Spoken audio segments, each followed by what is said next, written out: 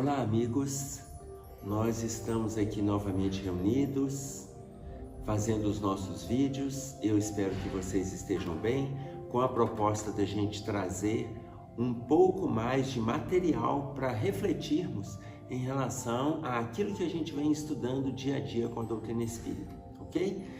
Mas hoje nós vamos trabalhar alguns versículos das bem-aventuranças para nós entendermos dentro do movimento social como que isso tem atingido o nosso dia a dia nas perspectivas que nós temos vislumbrado nas relações sociais e familiares como um todo, ok? Inicialmente, nós vamos começar com uma colocação de João, no capítulo 3, no versículo 5. Eu vou estar usando o quadro para ficar mais claro, embora vocês estejam vendo o versículo, eu vou estar usando o quadro só para a gente fazer o esquema que a gente precisa para vocês se situarem também.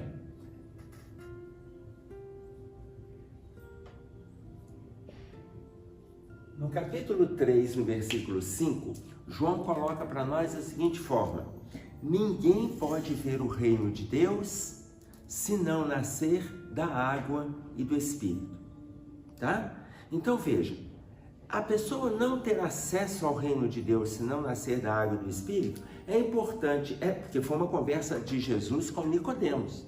Então, Nicodemos questiona como pode um homem deste tamanho renascer de novo do ventre de sua mãe. E olha a fala de Jesus: tu és mestre em Israel e não consegue compreender isso? Porque para quem é mestre em Israel, esse entendimento era para ser simples. Ele não é para nós que não somos mestres de nada. Tá claro? E a gente vai aprofundando, vai tentando entender, vai dissecando o que Jesus quis dizer em nascer da água e do Espírito. Então imaginem vocês, para termos acesso ao reino de Deus, é importante termos esse renascimento. Da água é muito mais claro para a gente entender, porque toda pessoa que vai se envolver, todo espírito que vai se envolver com o renascimento, ele precisa passar por esse ambiente líquido, que é o ventre materno. Ao passar pelo ventre materno, é o renascimento pela água, porque é o líquido amniótico, aonde a criança vai ficando envolvida ali até o parto.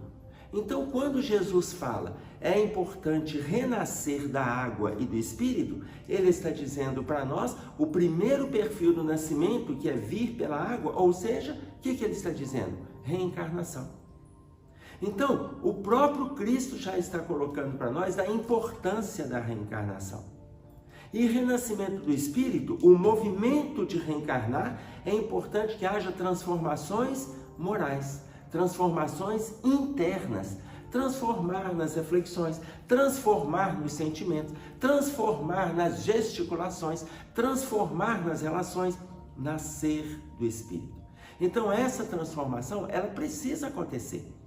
Quando Jesus coloca para nós, ninguém pode ver o reino de Deus, ninguém pode ver o reino de Deus se não nascer da água e do Espírito, sem transformação, não tem acesso ao reino de Deus.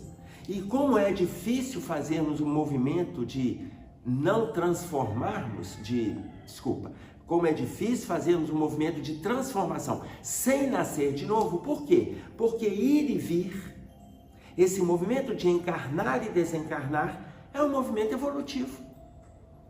Então veja bem, no capítulo 6 de Marcos, que eu estou me lembrando aqui, se eu não me engano, no versículo 31, ele coloca para nós assim, olha o que o Cristo diz: havia muitos que iam e vinham, e não tinha tempo para comer. Ora, quando ele está dizendo que havia muitos que iam e vinham e não tinham tempo para comer, nós podemos entender de duas maneiras. Existem pessoas que estão envolvidas com o seu dia a dia, com as atribulações, com as contas, com o lazer, com as dificuldades, com os problemas, com o salário. Vai e volta e não tem tempo para comer. Ou seja, muitas vezes são aqueles, e eu estou pegando o lado bem material, não tem tempo de cuidar da sua saúde física, não tem tempo de cuidar de uma alimentação saudável, não tem tempo de cuidar da alimentação emocional, que é um encontro saudável com a família, que é um encontro saudável com o lazer. Não tem tempo porque vai e volta, vai e volta. Havia muitos que iam e vinham e não tinha tempo para se alimentar. Quantos de nós estamos fazendo esses atropelos diários? Quantos de nós estamos fazendo? Eu tenho amigos que falam assim, eu agora fui no médico e ele me falou assim que eu não era, me passou o medicamento que não era para eu descuidar da saúde, mas Emerson, eu não gosto de tomar medicamento. Eu acho muito interessante as pessoas que dizem que não gostam de tomar o medicamento por indicação médica. Eu não estou dizendo que é para a gente sair tomando medicamento à torta e à direita. Não, não é isso não. A pessoa não gosta de tomar medicamento por orientação médica. O que é curioso? Porque medicamento, sabe como é que é, né? Vai fazer mal para o organismo. Mas ela não abre mão do alcoolismo. Mas é só de vez em quando. Mas não abre mão. Não abre mão da gordura. Não abre mão dos enlatados. Não abre mão dos conservantes. Então vocês imaginem. A gente não consegue ter na nossa mesa a alimentação saudável sem o agrotóxico.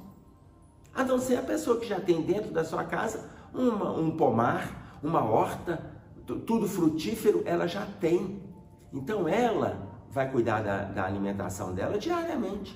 Mas a gente compra, já vem com agrotóxico. Você lava, você faz a sua asepsia, mas vai vir. Aí você abre uma lata. Só de você abrir a lata de alguma coisa, já vem cheio de conservante. Então, você imagina bem, na hora que você faz o uso pequeno do álcool, faz o uso do refrigerante, que seja ele açucarado, ou seja ele dietético, ele tem lá os seus transtornos, embora ele nos traz prazer. Mas na hora de vir o medicamento, eu não gosto de tomar remédio. Então veja, quantas vezes a gente vai e volta, vai e volta, vai e volta. Aí você de vez em quando para e toma um suco, sabe o suco caixinha? E ainda está escrito que ele é tantos por cento da fruta. E o que são os outros por cento que não é a fruta? Ou seja, o suco está conservado ali 2, 3 meses naquela caixinha, revestida de alumínio por dentro. Agora vocês imaginem, o suco está conservado ali, a gente toma. Aquilo também não é saudável, mas a gente toma. Então, na hora que vier o medicamento, significa que você tem que cuidar da sua saúde. E não contestar aquilo que a espiritualidade coloca para nós como um instrumento de auxílio para a nossa conquista do bem-estar físico, para buscar o bem-estar espiritual, que é a continuação do versículo.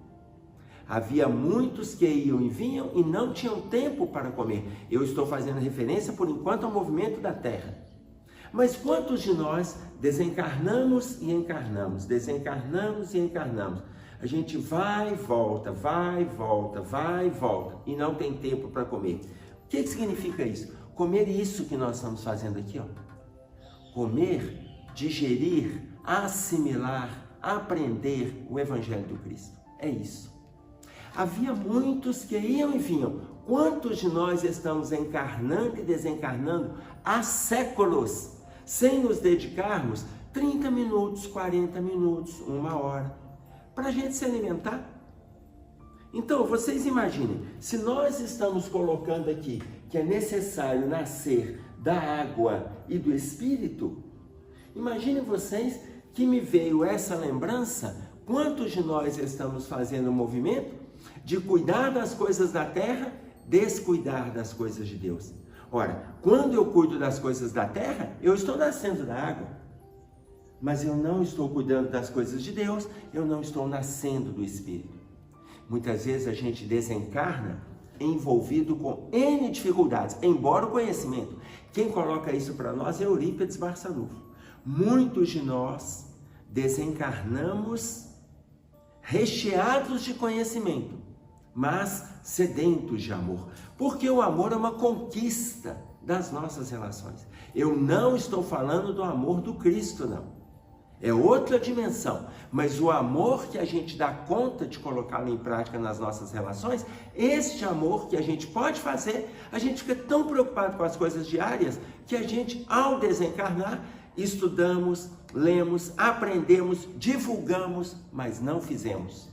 Não fizemos, então, o renascimento pelo Espírito. Ok?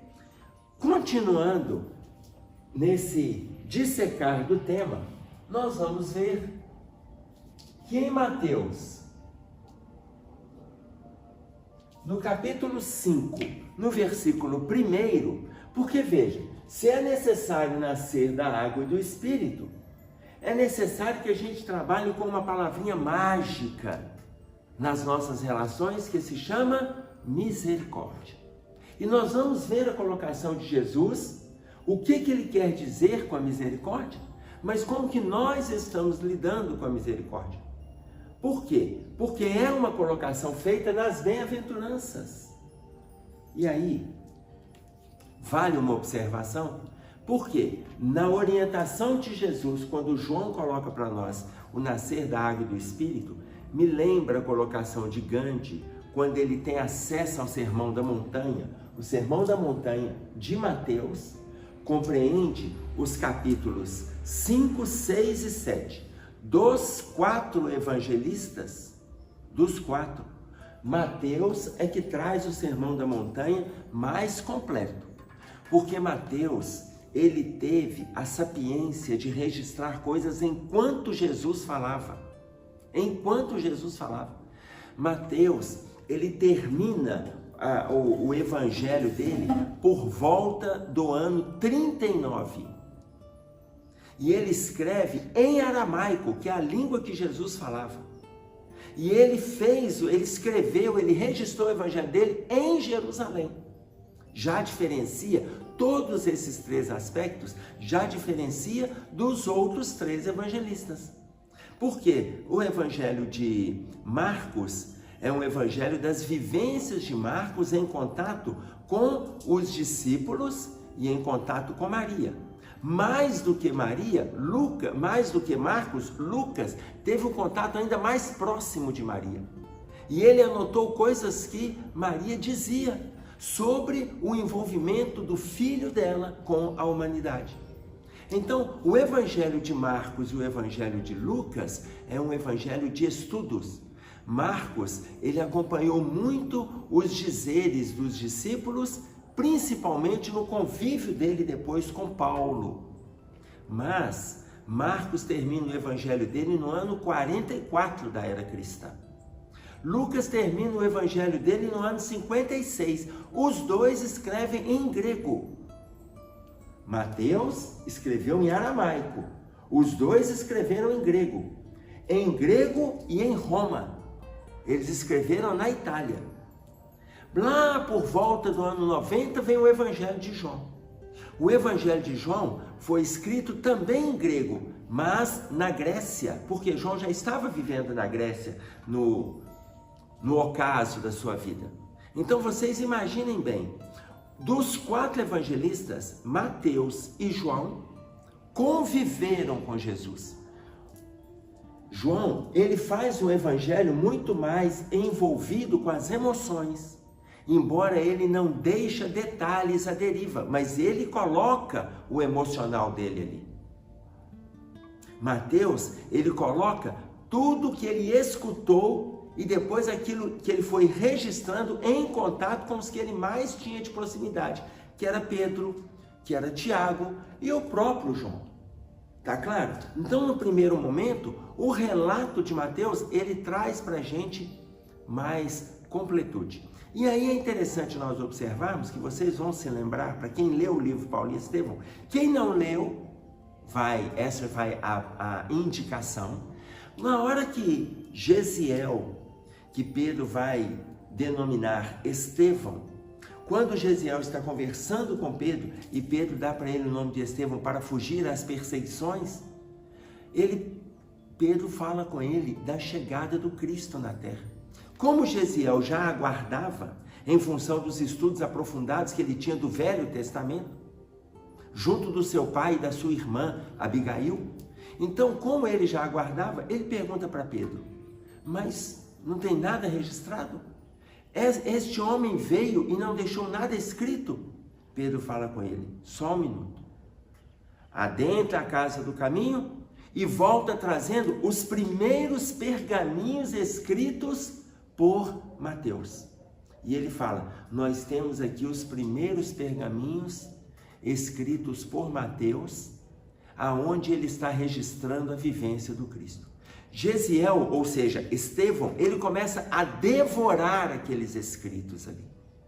E isso era por volta do ano 35. Então imaginem vocês, ele termina no ano 39. E quando ele vai colocar para nós, iniciar o Sermão da Montanha, neste versículo, ele coloca assim: e Jesus vendo a multidão. Eu quero ficar preso nessa palavrinha antes de iniciar o Sermão da Montanha. Por quê? Porque a observação ela é de Mateus. Ainda não é Jesus que está falando nesse versículo.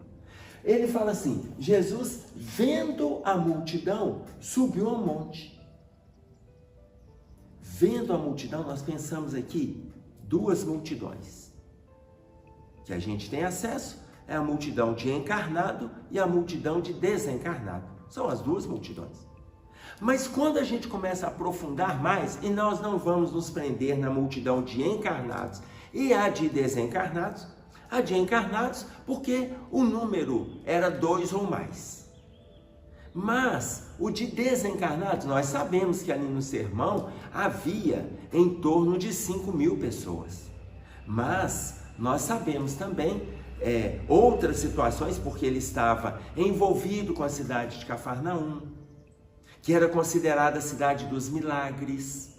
É ali que Jesus fez a cura da sogra de Pedro. É em Cafarnaum que ele conversou com o centurião e curou o servo do centurião. E ali ele deu a maior, usando o centurião como exemplo, o maior exemplo de fé na terra.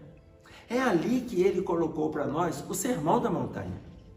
E o Sermão da Montanha, quando ele fala havia uma multidão, nós sabemos que é uma multidão de encarnados, uma multidão de desencarnados, mas existem as dificuldades que nós carregamos.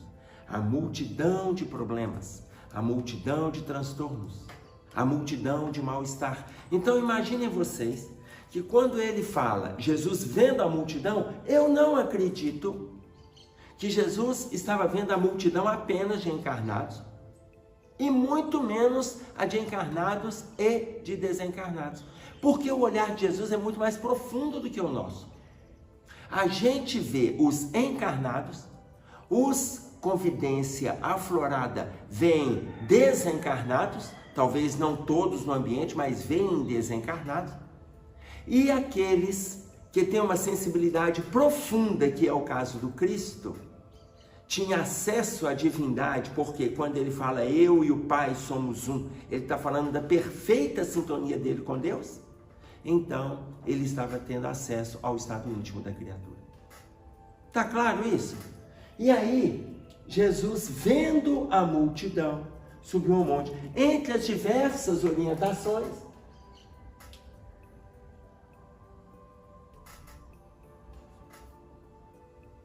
nós vamos ver a colocação dele no versículo 7 desse mesmo capítulo, que é: bem-aventurados os misericordiosos, porque terão misericórdia.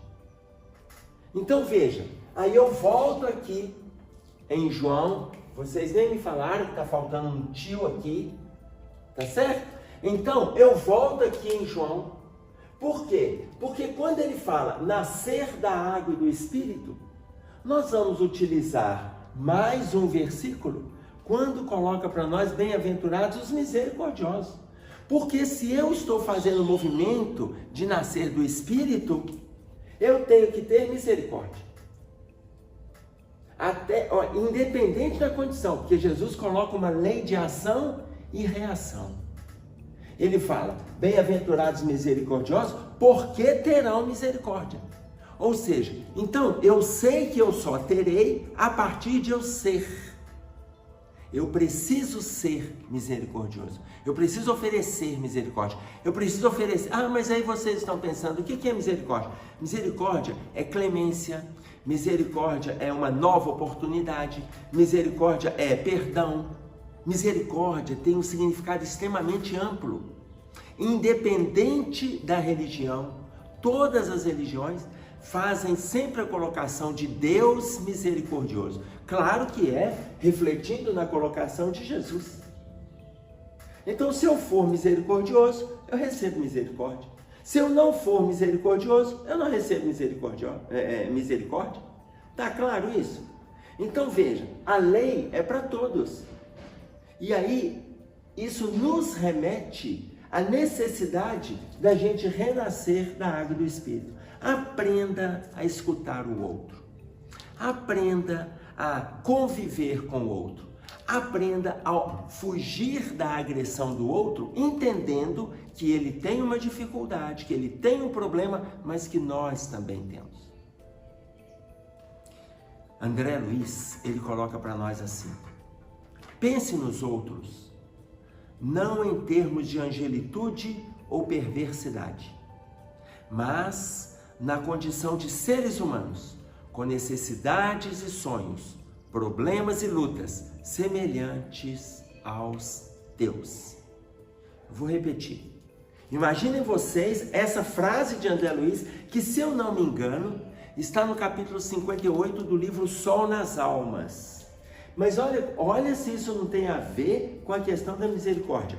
Pense nos outros, não em termos de angelitude ou perversidade. Eu vou dizer essa frase, mas eu gostaria que a gente se colocasse também nesse lugar. Não só no outro, se coloca também, para a gente entender como funciona essa relação. Pense nos outros, não em termos de angelitude ou perversidade, mas na condição de seres humanos, com necessidades e lutas, problemas e sonhos semelhantes aos teus. Ou seja, se eu tiver essa frase, gente, escreva essa frase no papel e cola na porta da sua geladeira. Quando você for sair de casa de manhã, leia. Leia a frase. Por quê? Porque você passa a entender que os outros, eles são iguais a você. Não melhores e nem piores. Pense nos outros, não em termos de angelitude ou perversidade. A pessoa nem é um anjo e nem é o demônio. Não em termos de angelitude ou perversidade, mas na condição de seres humanos, com necessidades e sonhos, problemas e lutas semelhantes aos teus. Todo mundo tem dificuldades. Então, leia essa frase quando você for sair de casa. Leia essa frase quando você for fazer o trabalho de orientação espiritual, seja no campo do SOS Prece, seja no campo da campanha do quilo, seja no campo da orientação fraterna, do atendimento fraterno, seja no trabalho do passe, seja no atendimento ao doente, esteja ele na condição de asilado, um idoso, seja ele na condição de institucionalizado num abrigo, seja aquele diálogo fraterno com os teus pais, com o marido ou com a esposa, com os teus filhos, com o amigo. Pense nos outros, não em termos de angelitude ou perversidade, mas na condição de seres humanos com necessidades e sonhos, problemas e lutas semelhantes aos teus. Para mim, essa frase de André Luiz, ela tem esse significado amplo da misericórdia.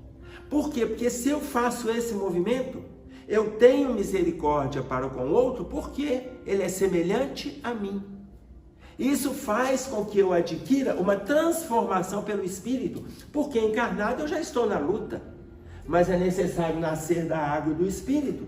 Considerando a multidão de dificuldades que eu trago dentro de mim, uma delas é eu aprender a ser clemente. Tudo bem? Ok. E aí, esse versículo nos remete ao Mateus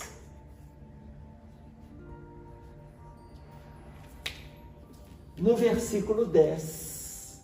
Por que eu estou colocando essas referências? Para que nós depois aprofundemos na pesquisa. Não se contentem com as observações que a gente vai trazendo.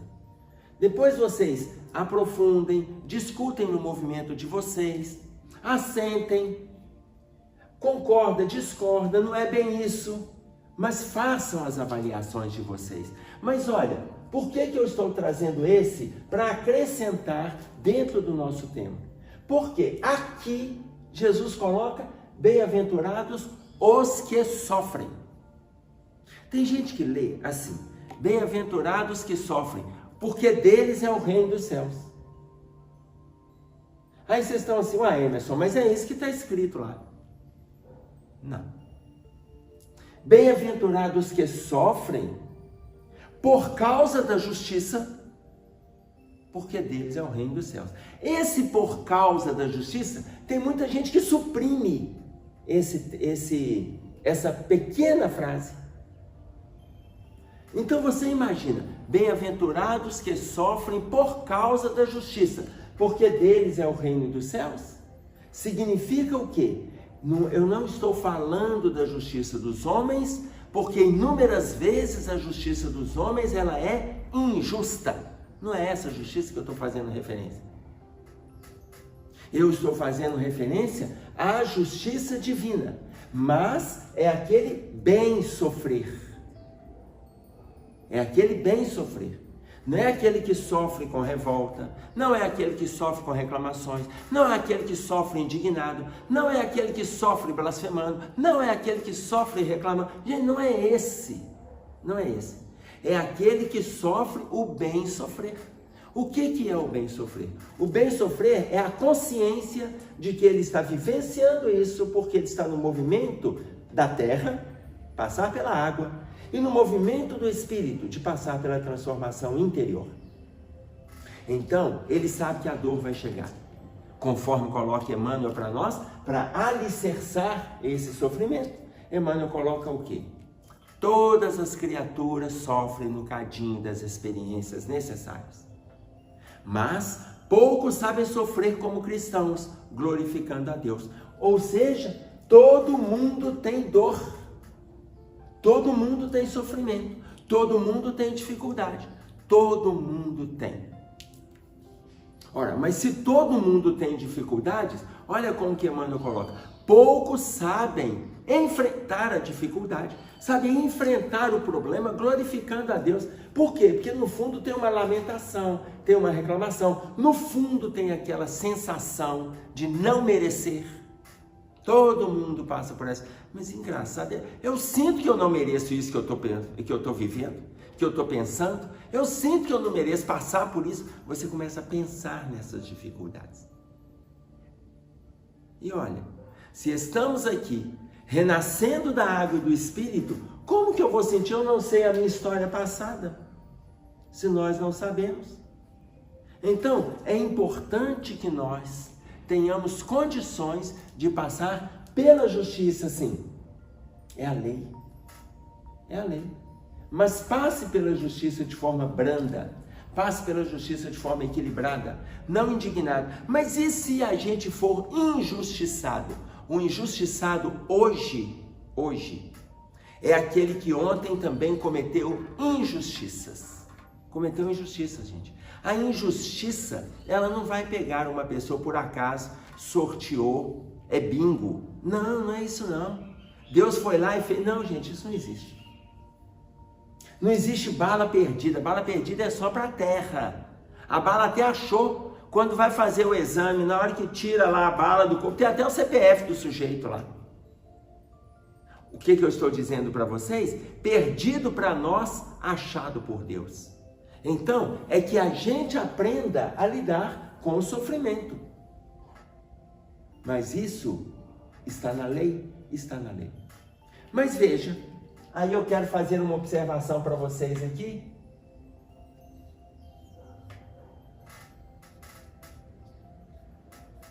Sobre essa lei. Por quê? Porque nós temos a lei com justiça, a lei com justiça. E aí eu vou deixar registrado aqui, no centro do quadro, para vocês entenderem. a lei com justiça,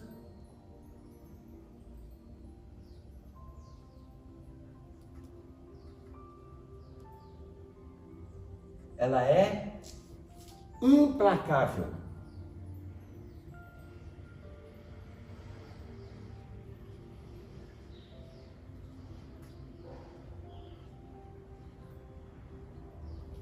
Mas a lei de justiça com misericórdia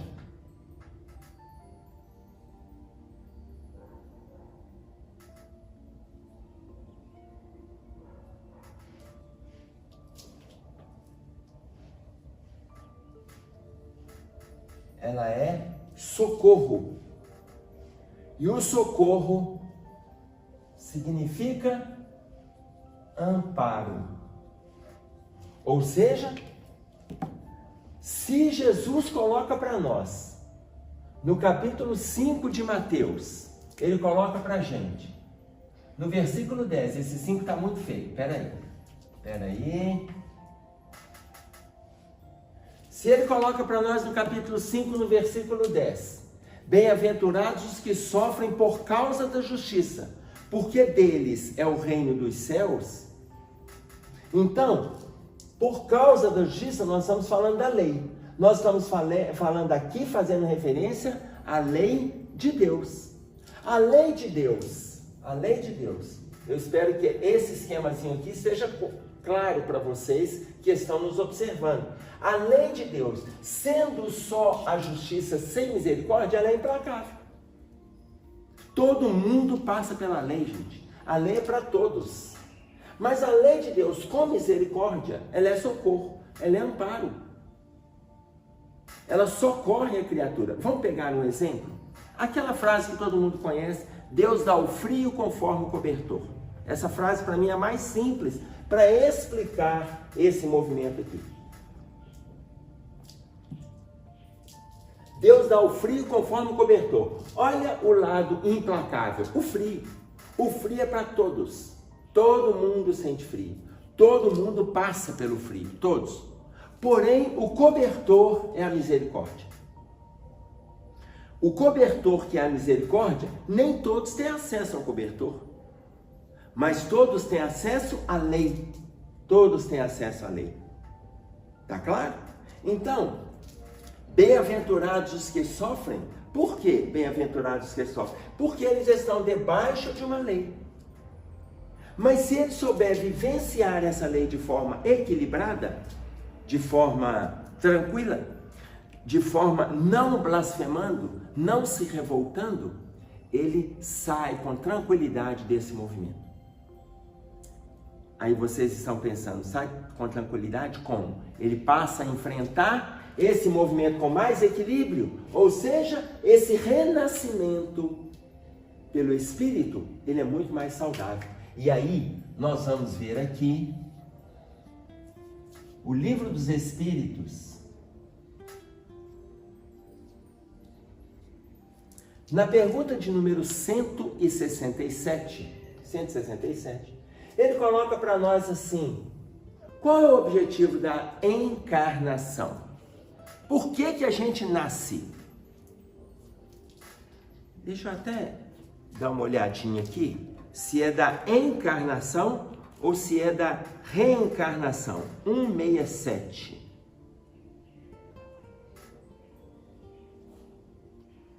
Não. Qual é o objetivo da reencarnação? Não é por que a gente nasce, é por que a gente volta. Entenderam a diferença?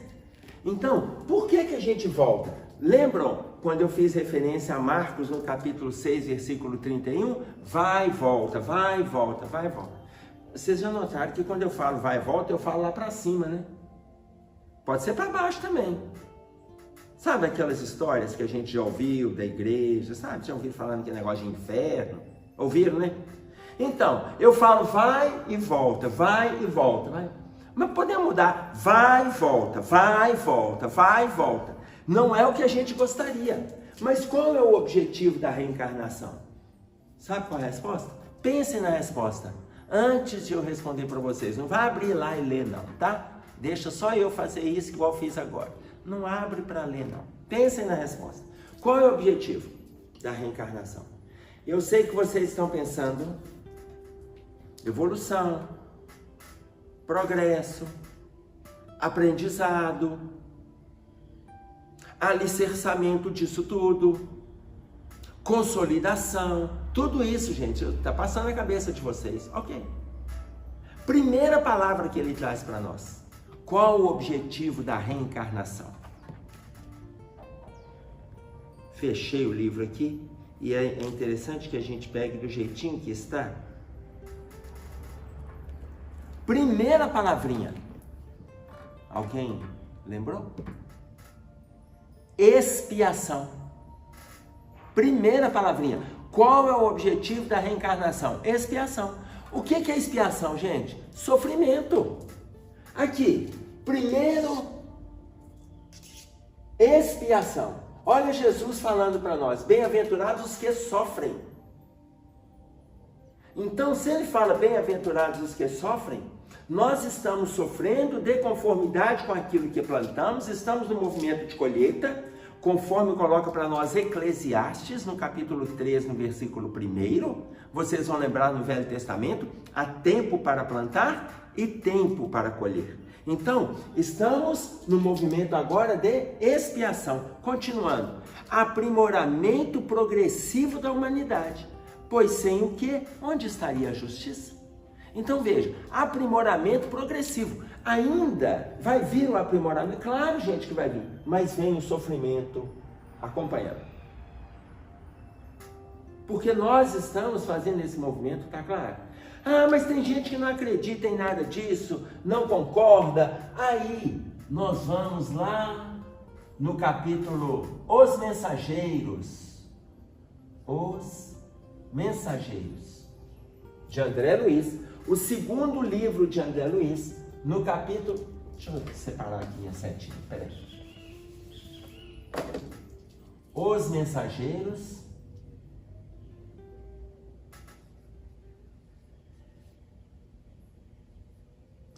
No capítulo 22, este capítulo se chama Os que Dormem. O André Luiz entra no posto de socorro, dirigido por Alfredo, no plano espiritual. Ele entra junto com Aniceto e ele vê o posto de socorro, gente, tem um tamanho, posto de socorro tem um tamanho aproximado de 3 quilômetros. E ele vê ali deitado quase 2.000 espíritos deitados. Quando ele vê esse número de espíritos ali deitado, e ele olha para a expressão facial deles e vê um sono perturbador, a expressão deles se transformava, ele pergunta assim: eles estão dormindo? Sim, mas o sono deles é um sono intranquilo. Mas por que eles estão neste estado? O André pergunta. E ele responde: olha, esses espíritos é aqueles que estavam na Terra, que acreditavam em nada, que depois da morte acabou tudo, ou depois da morte era o chamado sono profundo. E agora que eles desencarnaram, eles estão envolvidos com o sono profundo, no qual eles criaram de conformidade com a mentalidade deles. Tudo bem? Então imagina, os que dormem. Quantos de nós estamos adormecidos diante das possibilidades de mudança? Ah, mas todos lá são tratados? Todos são tratados. E aí o Alfredo fala, daqui a pouco vai chegar uma equipe de passistas. Aí chegam 80 passistas. Na hora que chegam os 80 passistas, o Alfredo explica para o André, aqui cada passista pode dar passe em 5 pacientes. Então aqueles 5 que estão próximos ao despertamento tomam passe, além da medicação, da água fluidificada. 5 pacientes. Ou seja, 400 irão tomar passe. Eu não sei se são 1980 espíritos ou 1940, mas está lá, depois vocês vão ter acesso ao capítulo 22. Desse grupo, 400 vão tomar passe. Desse grupo dos 400, em torno de 280, tem um caldo, uma medicação, envolvidos com aquele caldo. Desse grupo, 2 levantam e saem correndo. Quando desperta, eles levantam e saem correndo. Aí o André Luiz, ele tem um ímpeto de correr atrás. O Aniceto fala com eles, não, meu filho. O Aniceto dá uma risada junto com o Alfredo. Não precisa de correr, não. Pode deixar. Mas eles vão fugir. Não, mas aqui não tem para onde fugir, não. Aqui não tem para onde fugir. Eles vão voltar. Porque na hora que eles pararem de correr, aí o André questiona-se, mas eles vão parar. Vai, porque todo mundo que está correndo cansa, uma hora para. Na hora que eles pararem de correr, eles vão questionar o que aconteceu, de onde estão vindo. E aí eles vão tomar ciência do que aconteceu com eles, vão vir para o tratamento, vão vir para as medicações. E aí é momento deles estarem abertos. Os que dormem. Mas veja, os que dormem estão recebendo aquilo que plantou. Ou seja, qual o objetivo da gente estar reencarnado? Expiação. Se nesse movimento a gente cria mais sofrimento entre eles, eu prefiro não acreditar em nada, nada disso existe, tudo bem, nada disso existe, vai chegar uma hora que eu vou despertar, ainda que seja do outro lado. E aí, o meu movimento aqui na Terra não é atender essa inconsciência. O meu movimento não é esse. O meu, o seu, o nosso movimento é atender a colocação de Jesus no capítulo 5, no versículo 47, que fazeis de especial? Que fazeis de especial? O que você está fazendo na Terra com o potencial que você tem? O que você está fazendo na Terra com as possibilidades que você tem? O que você está fazendo aqui com a saúde que você tem? Com o discernimento, com o sentimento, com o aprimoramento que o mundo te propõe? Que fazeis de especial? Por quê? Porque esse movimento do que fazeis de especial, ele te leva ao movimento original, que é nascer da água e do Espírito. Então, eu gostaria que ficasse claro para vocês, esse movimento te leva ao nascimento da água e do Espírito. Ok? Agora, se esse movimento te leva à água e o Espírito, ele está falando o que para nós? Renovação. Ora, eu preciso renovar para eu não chegar adormecido do outro lado. Eu preciso renovar para eu não criar situações de mal-estar na Terra, como se nada existisse para além daqui. Quando eu faço esse movimento de renovação, eu estou lutando para vencer as dificuldades da expiação, que está colocando no Livro dos Espíritos, com o aprimoramento da humanidade, mas a expiação é individual. Cada um vai ter o seu movimento de dificuldade, um movimento de dor. Eu fazendo esse movimento aqui, eu vou entender o significado da lei. E eu posso passar pela lei, seja com misericórdia, seja sem misericórdia. Qual é a minha escolha? Se eu consigo bater o joelho no chão em humildade, eu não estou colocando o gesto, eu estou colocando em humildade, em aprendizado, em abertura. Se eu consigo, eu aceito a lei com misericórdia. Eu vou receber as dificuldades e eu vou entender que o meu movimento é de socorro. Eu estou sendo socorrido, eu estou sendo amparado diante das dificuldades que eu estou vivendo. Ora, se eu estou debaixo de uma lei, eu vou entender por que sofremos. Por que sofremos? Porque bem-aventurados os que sofrem pela justiça, os que sofrem a injustiça, porque deles é o reino dos céus. Eu vou entender a misericórdia da divindade em ter me prontificado para a terra, me preparado para a terra.